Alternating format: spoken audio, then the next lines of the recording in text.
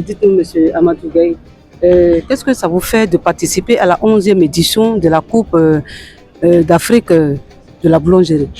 En fait, nous, notre seul objectif, c'était de pouvoir qualifier à la Coupe du monde de la boulangerie. Parce que vous savez, le Sénégal n'a jamais a été seulement ici en 2011 et nous avons pris pour aller en Coupe du monde. Et toutes les autres années de la Coupe d'Afrique, nous n'avons pas voulu participer. Et maintenant, c'était une obligation aujourd'hui de revenir ici pour pouvoir aller en Coupe du monde. C'est pourquoi nous sommes allés là, parce que nous cherchions ne serait-ce que les 2 places et nous avons eu la première place. C'était notre objectif. Première, c'était de qualifier en Coupe du monde de la boulangerie, parce que c'était notre objectif. Et on va dire l'objectif atteint. Oui, l'objectif est vraiment atteint. Oui, on a mis beaucoup de moyens quand même. Nous avons eu des sponsors comme les Grands Moulins de Dakar, une très grande minuterie qui a assuré depuis Dakar les entraînements, les billets d'avion, les hôtels, même les frais d'entraînement, ils ont beaucoup assuré. Et une partie du ministère de l'Industrie qui a un peu accompagné pour les périums, pour les jeunes, quoi. Donc il n'y a que ça, c'est pourquoi on a mis les moyens et aussi on a fait une forte délégation. On a une 23 personnes avec, qui sont là, qui ont payé leur propre billet d'avion aussi pour venir nous rejoindre, pour dire qu'on était prêts, on avait mis les moyens pour être arrivé à là. Qu'est-ce que vous avez à dire à votre jeune qui hésite encore à devenir des boulangers et des pâtissiers? Justement, c'est ce que je disais, il est important que la jeunesse comprenne que l'Afrique, c'est une jeunesse. Nos gouvernements ne peuvent pas donner du travail à tout le monde. La boulangerie, la pâtisserie, c'est de l'art. Donc, qu'est-ce qu'il reste à faire?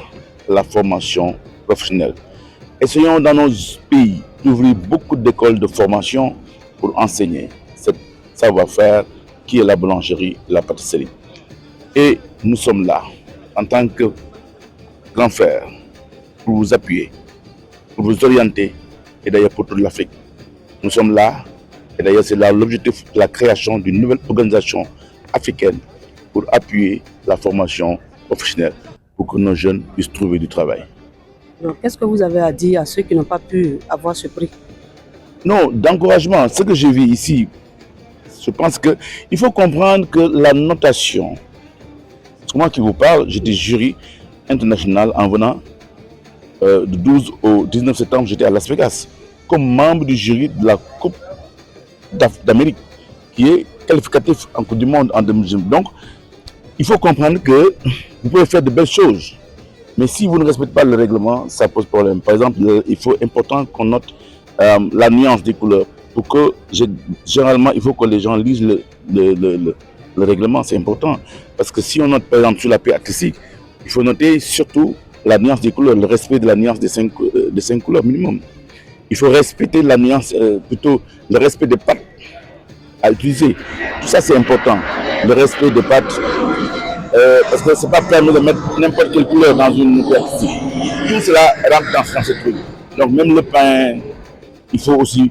C'est important sur le goût, c'est important sur la texture, sur la croûte. C'est ça que les gens notent en fait. C'est pas que le public ce qu'il veut entendre, ce qu'il veut voir. C'est pourquoi nous, les dirigeants, nous allons travailler encore ensemble pour pouvoir mieux lire le règlement. Et bizarrement aussi, le règlement par exemple de la Coupe d'Afrique n'est pas totalement, c'est totalement différent aussi du règlement aussi de la Coupe du Monde parfois. Donc je pense qu'aujourd'hui, il faut assez lire le règlement pour pouvoir couper. Donc, chers collègues qui n'ont pas pu avoir le ticket pour la Coupe du Monde, la mettre de la patience. Si dans 2 ans, et pourquoi pas, dans 2 ans, la prochaine Coupe d'Afrique de la boulangerie doit être organisée nous-mêmes dans notre pays de la sous-région. C'est ce que nous souhaitons. Le Sénégal, ou bien la Côte d'Ivoire, doit avoir le challenge d'organiser prochainement cette Coupe d'Afrique de la boulangerie. Qu'est-ce que vous promettez pour l'organisation au Bénin? Oui, au Bénin, nous allons aller vers une grande organisation africaine qui va nous permettre... C'est quoi exactement? Expliquez-nous. Non, c'est une organisation africaine que nous voulons mettre en place qui va nous permettre d'assurer la formation de nos jeunes, n'est-ce pas? Qui va nous permettre de procéder à des échanges commerciaux entre nos trucs, qui va nous permettre d'avoir l'acquisition d'équipements de boulangerie, par exemple, beaucoup moins cher. Parce que si nous discutons d'une manière globale à un fournisseur, par exemple, pour dire, écoutez, un four, par exemple, qui coûte 15 millions CFA, nous pouvons dire, monsieur, nous voulons maintenant, désormais, tout pays africain qui est membre de notre organisation que ce four que vous lui vendez à 12 millions. C'est comme ça, par exemple. C'est le transport qui change en fonction du pays.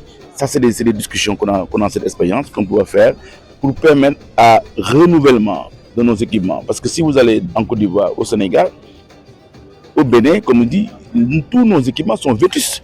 Il faut changer tout cela. C'est ça qui fait que notre objectif, c'est de permettre, et surtout, vous voyez, la levure est très difficile à avoir aujourd'hui. Donc nous aimerions, par exemple, avec cette organisation, avoir la possibilité d'avoir rapidement de la levure facilement et à un prix moins cher. C'est ça notre objectif pour cette organisation. Et c'est pourquoi nous avons le soutien. L'Égypte qui sera présent, la Tunisie sera présent, le Maroc sera présent aussi à travers des organisations et des écoles de formation et évidemment tous nos pays africains qui seront là. Maintenant, on va essayer de discuter et nous-mêmes souhaitons que le siège même soit ici dans un pays, dans une ville maghrébienne pour leur faire comprendre que nous sommes là pour ensemble pour que l'Afrique soit unie. Quoi. Merci encore.